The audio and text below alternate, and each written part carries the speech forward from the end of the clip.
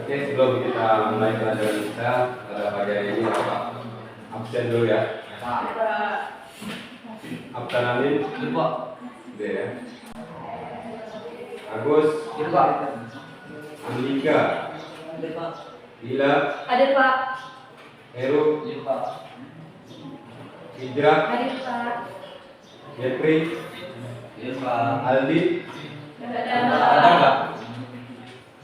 Yasin, Pak. Untung, Ada Pak. Nopi, Ada Pak. Norma, Ada Pak. Putriana, Ada Pak. Rima, Ada Pak. Romi, Pak. Rizda, Ada Pak. Safira, Ada Pak. Susila. Ada Pak. Ya berarti satu orang yang terakhir ya. Ada Pak. Tanpa keterangan berarti sini dia apa. Jadi sebelum kita memulai pelajaran kita, Bapak mau ngecek dulu kebersihan kelas kita. Karena kelasnya ada bersih. Ya, karena kebersihan itu adalah setengah daripada iman. Oke, untuk mengawali pembelajaran kita pada pagi hari ini, Nopi silakan pimpin kawannya untuk menyanyikan lagu Garuda Pancasila. Ini Pak. Ini. Oke di tengah. Ya. Sana aja.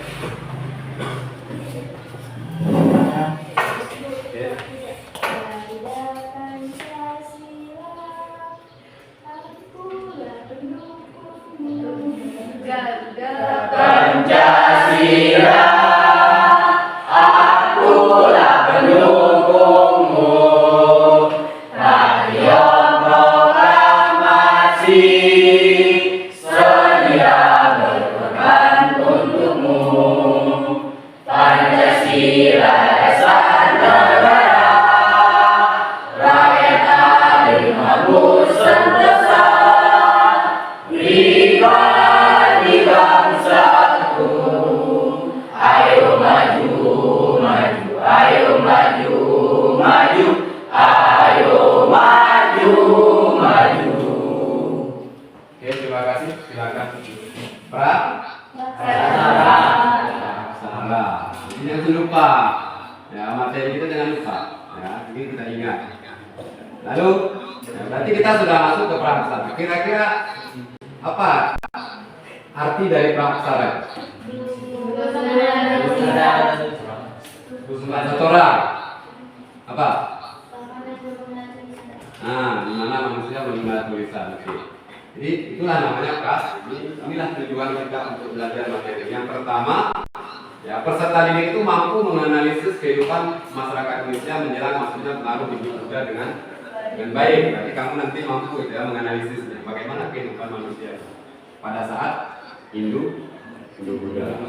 Lalu selanjutnya yang kedua, peserta didik mampu mengklasifikasikan. Mengklasifikasi berarti mengelompokkan ya berbagai kerajaan. Berarti kerajaan apa saja nanti yang ada di Indonesia. Ya, itu nanti pasti kamu harus tahu nanti.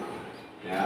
Yang ketiga, peserta didik mampu menganalisis corak kehidupan pada masa ya, kerajaan Hindu Buddha di Indonesia dan pengaruhnya pada masyarakat ya pada masa kini. Ya. Apakah nanti ada enggak ya pengaruh yang kita pakai atau peninggalan yang kita pakai ya dari masa kerajaan Hindu Buddha itu sampai sekarang? Ya, kalau ada nanti kira-kira apa? Berarti kamu sudah tahu. Berarti ini sebelum kita sudah ada. Ya. Lalu yang ketiga, yang keempat, yang terakhir, ya melalui nanti diskusi kelompok, ya nanti setelah kita ada kelompok nanti. Ya. Peserta didik mampu membuat karya tulis, ya berbagai kerajaan Hindu Buddha di Indonesia dalam bentuk mind mapping. Ya, nanti bagaimana nanti mind mappingnya nanti kita lihat di sini. Itu tujuan kita. Ya, manfaatnya adalah ini nanti, ya manfaat kita mempelajari materi ini apa? Ada 3 manfaat. Yang pertama dapat mengetahui proses masuknya Hindu Buddha ke Indonesia. Yang kedua dapat mengetahui hasil budaya masa Hindu Buddha. Bagaimana hasilnya atau budayanya. Lalu yang ketiga dapat memahami corak kehidupan politik, sosial, ekonomi, budaya pada masa kerajaan Hindu Buddha. Ya, itu berarti ini manfaatnya nanti kita mempelajari ini. Lalu ya metodenya. Ya, metode pembelajaran kita pada saat ini adalah PJBL, ya, Project Based Learning. Berarti artinya kamu nanti dari setelah mempelajari materi ini, kamu harus mampu membuat sebuah produk. Nah, berarti kegiatan kita pada hari ini adalah membuat sebuah produk di kelompok kamu nanti masing-masing. Ya, tuh.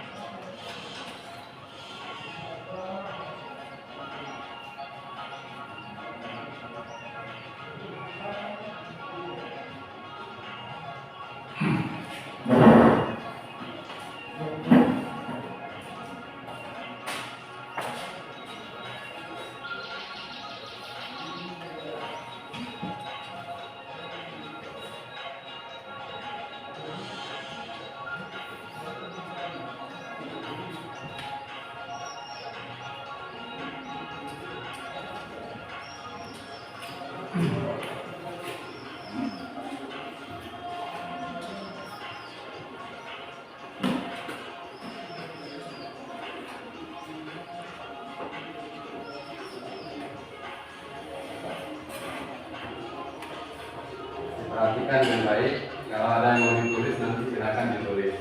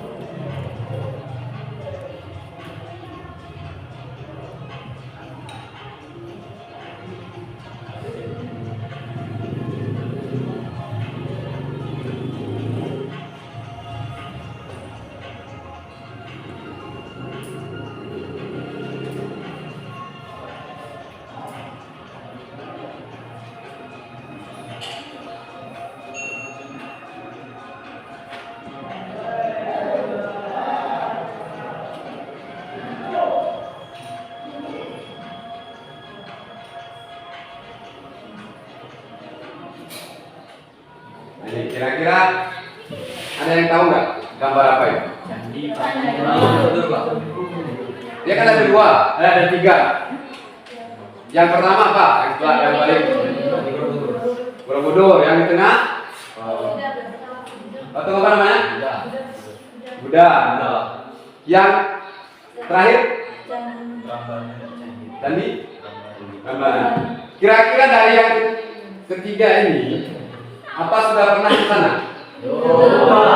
Belum. Ya. Bagaimana caranya mau ke sana nanti? Maka ambillah jurusan sejarah supaya kamu nanti wajib ini dikunjungi kalau memang ambil jurusan sejarah. Ya, karena Bapak sudah pernah ke sini tahun 2007. Itu berbeda dengan sekarang ya. Kalau tahun 2007 masuknya ke sana itu satu orang itu 5.000. Kalau sekarang mungkin sudah di atas 150.000. Ya kenapa? Dunia ini semakin berkembang. Ya. Dan biaya perawatnya pun itu semakin banyak. Maka harus ya harga masuk pun tiket masuk ke sana harus memang dinaikkan. Kalau di kita ini apakah ada seperti ini tempat-tempat candi-candi peninggalan masa-masa yang muda? Nggak ada. Ya karena ada sih ada tapi dulu ya. Ya itu benar udah habis dimakan waktu. Karena kita nggak menjaga dan merawat. Karena ya kita yang sekarang ini ya melestarikan hal seperti itu kayaknya mustahil ya. Yang kita lestarikan sekarang ini adalah HP kan gitu ya, Android. Barang-barang yang berharga seperti kereta, mobil itu kita lestarikan. Tapi kalau benda-benda peninggalan sejarah dulu sudah jarang diikat. Ya itu jarang dilestarikan. Apa namanya diperbagi atau dipelihara jarang sekali. Apalagi mau merawatnya. Ya merawatnya. Pak siapa yang mau Pak merawat barang-barang yang dulu nggak ada gaji misalnya? Ya ini kan bahaya juga. Ini nggak bisa seperti itu. Misalnya kalau di kita ini peninggalan yang muda nggak ada. Sekarang kita lihat nggak ada. Tapi kalau di Jawa sana banyak sekali. Ya, jangankan di Jawa, di Sumatera bagian selatan, ya, namanya selatan sana, Palembang, itu masih ada.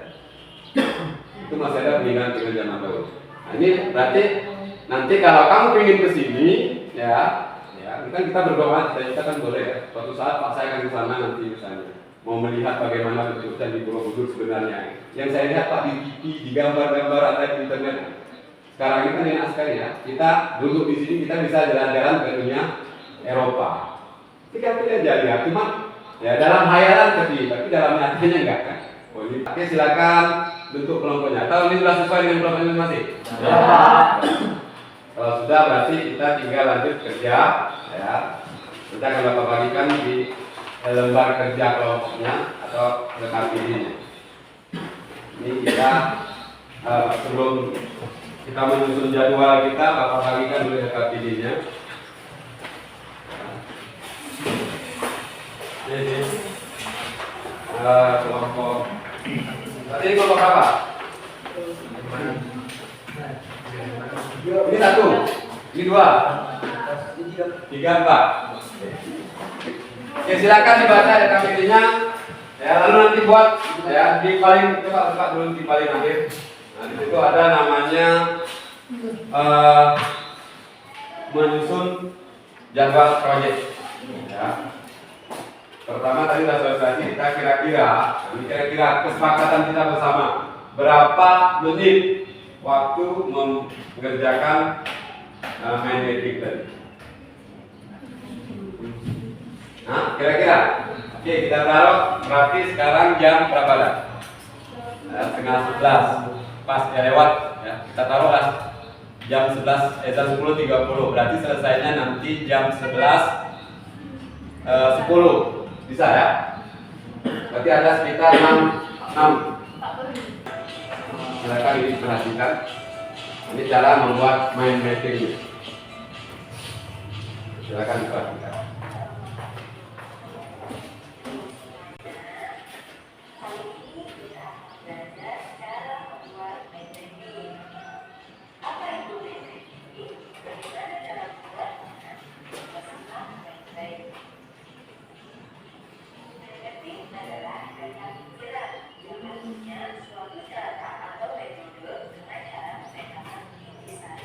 Atau poin-poin penting suatu materi agar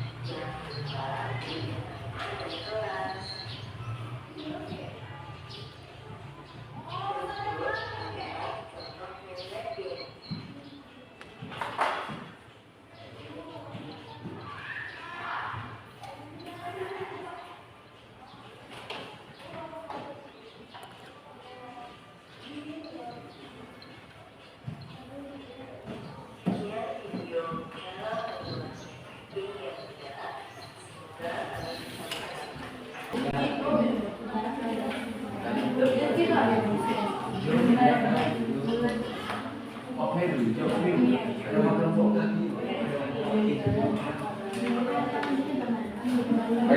Ada pertanyaan? Ini ada. Akan terus dikerjakan.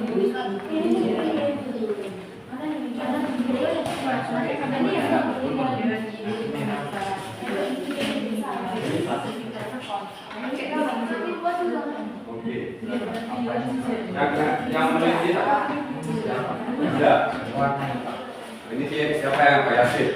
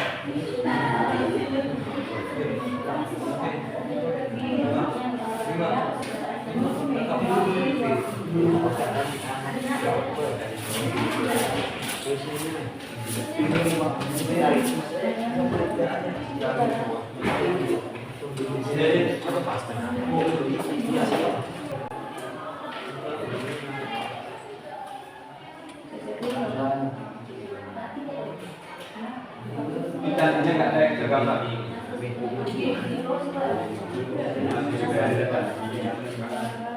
Kalau nggak bisa nggak apa, boleh keluar.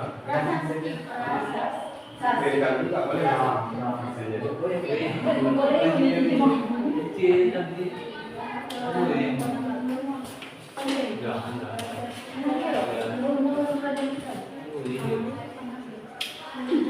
Nama-nama rajanya?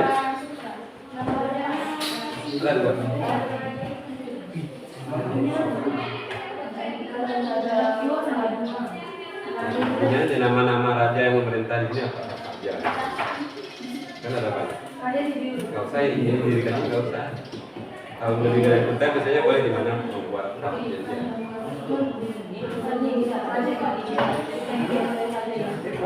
Nama raja. Nah, kita mau di sini aja ada satu lagi oke. Ini aja. Pegang aja satu salah pegang terus ini. Kira-kira. Nah, ini udah, ini luar biasa ya. Tapi belum siap semua ya. Jadi nanti ini kalau bisa sininya nanti lagi di kanan ini. Terus nama kelompok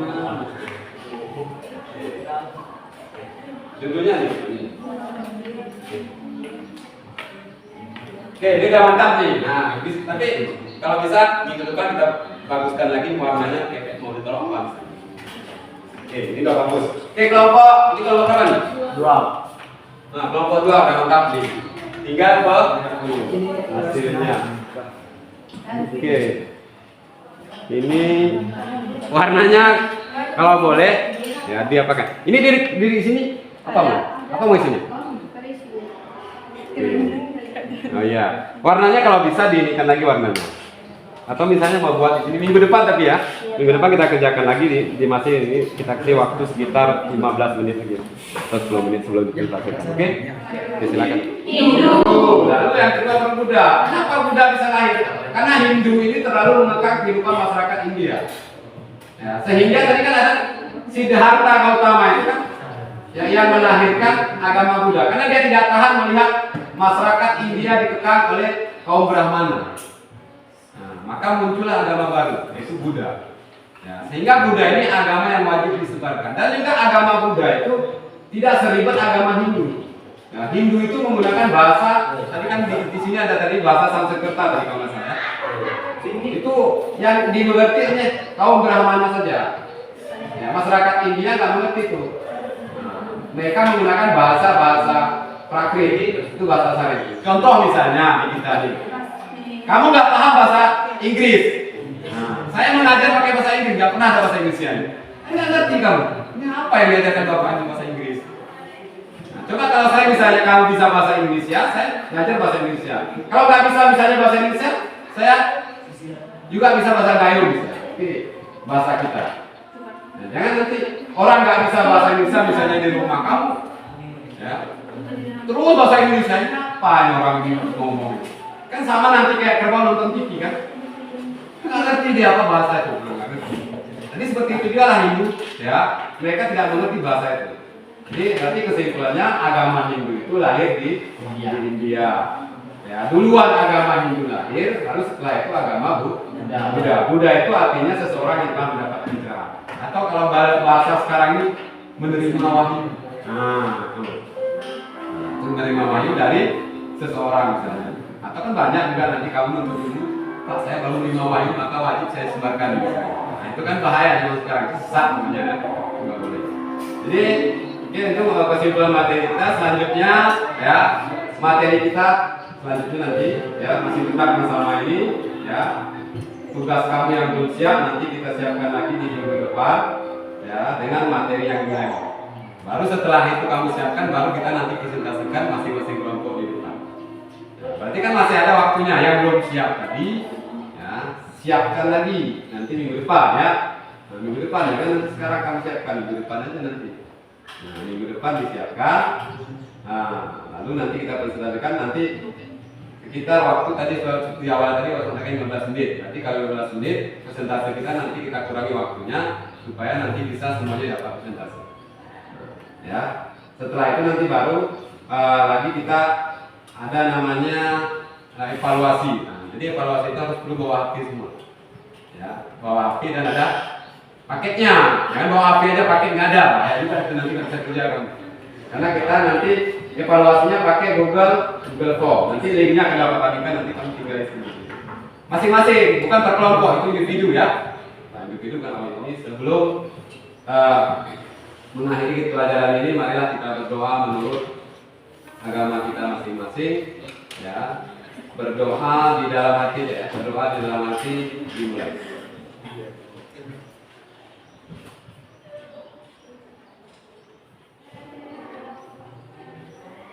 Ini doa selesai. Oke, untuk hari ini pembelajaran kita sampai di sini. Bapak Ibu, assalamualaikum warahmatullahi wabarakatuh. Waalaikumsalam.